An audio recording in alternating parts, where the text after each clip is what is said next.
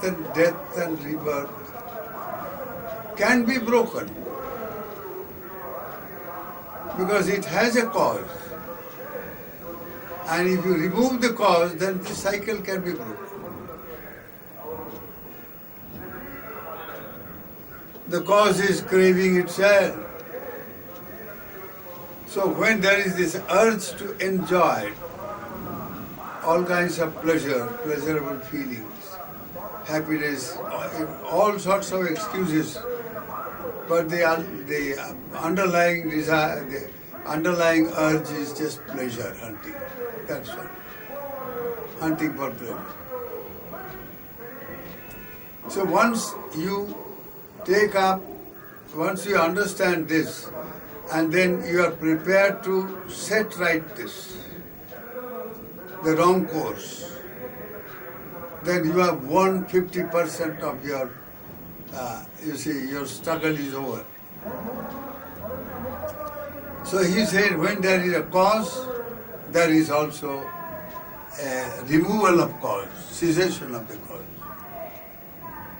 So he formulated his discovery in the form of 4 noble truths. So the sutta elaborates how to realize these noble truths here in this very life and be liberated. 12 distinct ways by which one can realize the 4 noble truths. Then he also enunciated that the world being, in between the 2 extremes, one is pleasure hunting, the other is, in the name of purity and all that, penance, suffer, needless, meaningless suffering. There is already plenty of suffering, and why add more? So self-mortification, or rather torture oneself in the name of religion, in the name of anything. Now, one of our devotees, I heard, he had a daughter, and the daughter had a small little pimple or some such thing here in the face. Now she became extremely, sensitive about it, and she ended her very precious life. So this is a kind of, the delusion of being beautiful and all that. This is one extreme. The other is the delusion that you torture yourself in the name of religious penance and all that, and then you can get out of the problems of life. But you never get out of the problem. You only heap up more problems. Because the tendency in life is extreme. From one extreme to the other, like a pendulum of a big clock. It swings from one end to the other. So, now, on one hand, pleasure, craving for pleasure and craving for existing, continuation, survival, somehow or other, and you kill anybody just for your own survival. And on the other, torture yourself in the name of solving your problems which are mental. You torture your body, but the purpose is to set the mind right. But by doing that, you never set the mind right. You only create more problems. So religion, if you really seriously analyze all the religions of the world, you will find they are, based on these 2 extremes. By and large, in practice at any rate. Now the theories of religion are different, that's a different question. We are not going to discuss that today. But in practice, what religion in practice, it amounts to that. Just open your eye, watch, observe like a scientist, you'll see that much of religion is just that. And then much of politics, much of so-called scientific development. Now, vivisection, you kill poor little animals with the hope that yes, you get information, and you thereby you through those informations you can live eternally. That doesn't happen. So in so many ways, these distortions come in because distortion is another name for a wheel. Just as there is this, what you call the wheel of samsara, of life, coming again and again, dying again and again, and so on. There is also the wheel of samsara in the form of wheel of opposites. Dvandamayam jagat. This whole world or worldly existence is nothing but dvandam, pairs of opposites. Labhe alabhe, ayase yase cha, ninda prasangsasu, sukhe cha dukkhe. Where there is gain, it is there is loss. You observe your own life, search your heart, and you will discover that whatever you gain is also dogged by loss. If you gain something, you are bound to lose something. They are two extremes. Now, gain means accumulation. And that is so fundamental in life. Accumulation of karma, accumulation of things, accumulation of name and fame, power. Now all the noise that you are hearing from the jail here, and the jail is called Freedom Park and whatnot. Where is the freedom there? Now all that, just observe, is all struggle. One struggling against the other. And driven by what? Accumulation of power. Gain of power. Just that. So this gain, which is again very fundamental for human beings, and you justify your gain, and so long you get something, you justify anything to get. It doesn't matter. Whatever means you use, it doesn't matter. So long you gain something. Now this is so very deep-rooted in human consciousness, coming from hundreds and thousands of lives in the process of evolution. So now this is a nature of samsara. Gain, accumulate, only to lose. You have to lose anyway, because you lose your life itself when you die. So you lose everything that you have accumulated. All the bank balance of so many $1,000, rupees or whatever, all that is left here. But nobody thinks of all that. Keep on accumulating, keep on gathering. And it's not only money or wealth or things that are essential for life, so-called, but name, fame, power, position, status. Caste system, for instance. You hold on to your caste mania. You see, whether it's really factual or it has got any value, that is nobody's concern. So this labhe alabhe. Similarly, you not only want gain or accumulation and all that, grab whatever you can. gain whatever you can. The other very fundamental drive or urge is, or compulsion, is recognition. You must be recognized as good, bad, some reputation.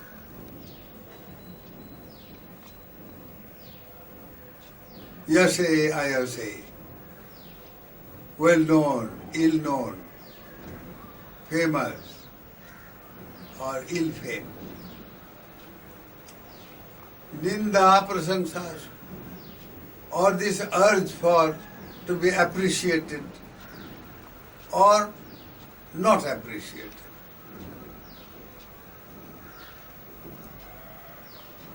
Sukhe cha dukhe, happiness at any rate. Whether it's for a minute or second, it doesn't matter. You must be happy, you must feel happy. But the opposite of that, misery, suffering. Now, so, you see, there is another wheel then. This wheel of what that is actually the real samsara wheel is just this. The 8 kind of loka dhamma. They are known as loka dhamma, the true nature of the worldly existence. So now, when the Buddha used the word Dhamma Chakra as different from Samsara Chakra or Karma Chakra, he used it in a very meaningful way. He said, look here, this is the nature of life, whether you like it or you don't. Somehow or other you accumulate, somehow or other you get, you are these opposites you swing. Very good. Now, this being the tendency of the world, use the same tendency to get out of the world. Kantakena kantakam vishasya vishamaushadam. If you want to pluck a thorn, you use another thorn-like tool to pluck it out. If you want to neutralize poison, you use another poison. Modern medicine is full of poison. This antibiotic is nothing but huge poison. So now, this same technique, using the same wheel technology, that is repetition and continuation, and again and again and again and again, that is wheel. Repetition of things, recurrence of things. You say, yes, it's very bad to be angry. I agree, because you lose your temper, and then you can't sleep properly later on. You can't. You lose your hunger. All kinds of things. You knowing it, but still you become angry again and again. You can't get out.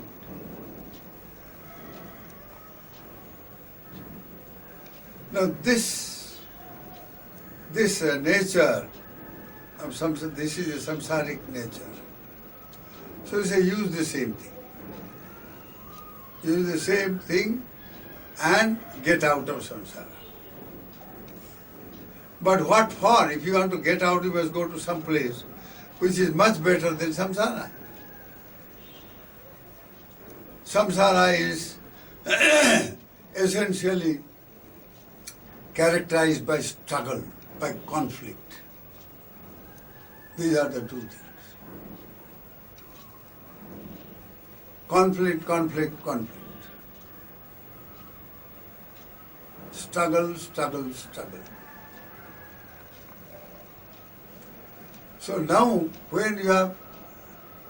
if you are thinking of getting out, you must go to some place, some dimension, where it will be perfect peace, eternal peace, not just momentary peace, which means no conflict, no struggle. So Buddha said, Yantang santang padang avisamecha. If you are seeking enlightenment, which is characterized by eternal peace, shanti pada, and not merely peace, nibbanang paramang sukhang, the ultimate state of satisfaction and happiness that comes from satisfaction. Ultimate state of security that produces genuine happiness.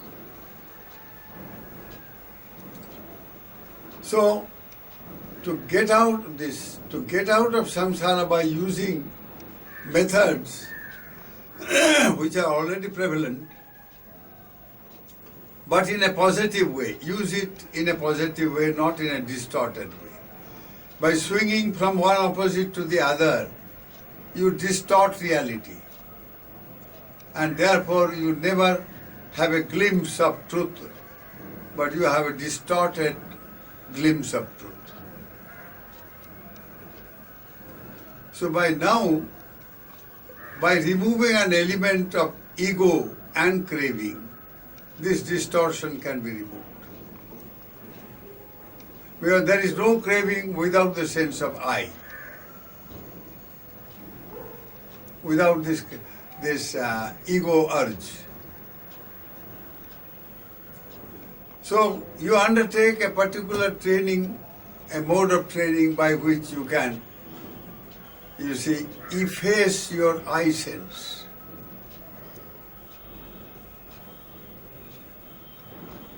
Effacing, very nice word. You have a letter, the post office takes you a letter and puts a stamp and effaces it, so that that stamp cannot be used anymore. So you efface your ego by undertaking a mode of training, ethical and moral purification. Shila. And then the ego gets effaced from moment to moment. Craving gets effaced from moment to moment. Delusion gets effaced from moment to moment.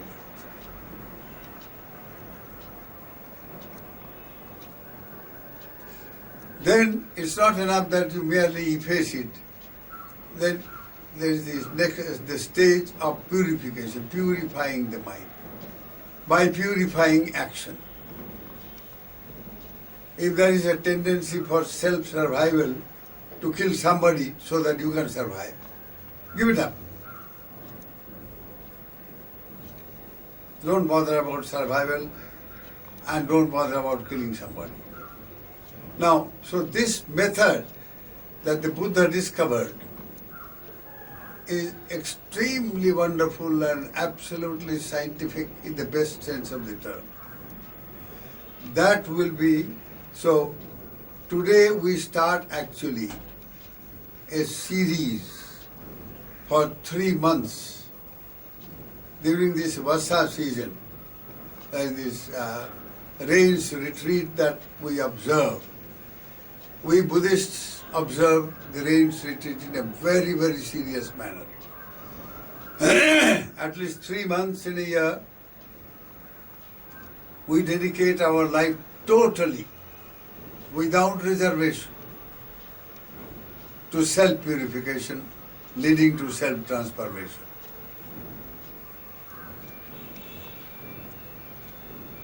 Self-purification starts from self-restraint, ability to control oneself, control one's anger, control one's greed, control one's lust, control one's egotism.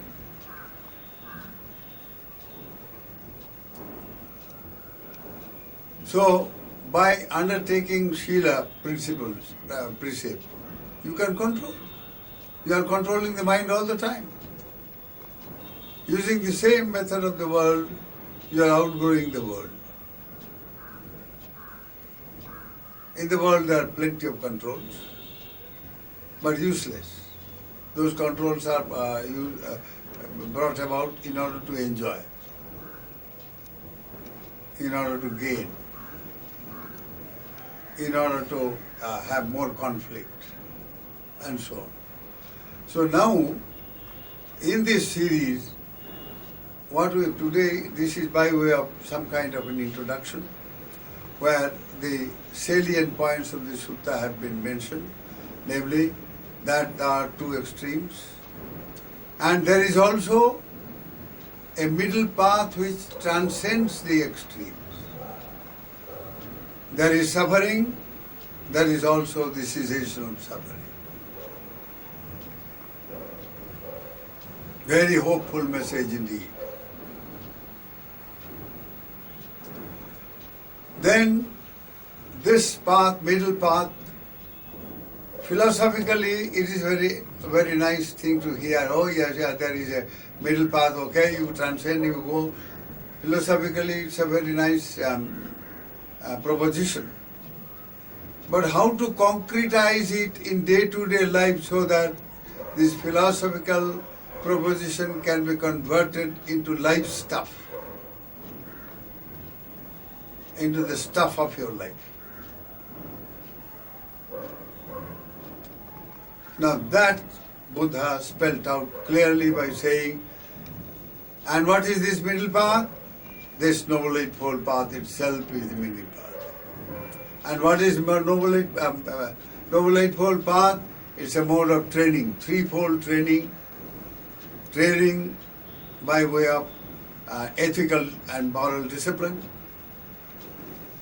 training of the mind, purification, totally purifying the mind, training of wisdom, of knowledge. You train your knowledge in such a way that you develop wisdom, leading to transformation of consciousness.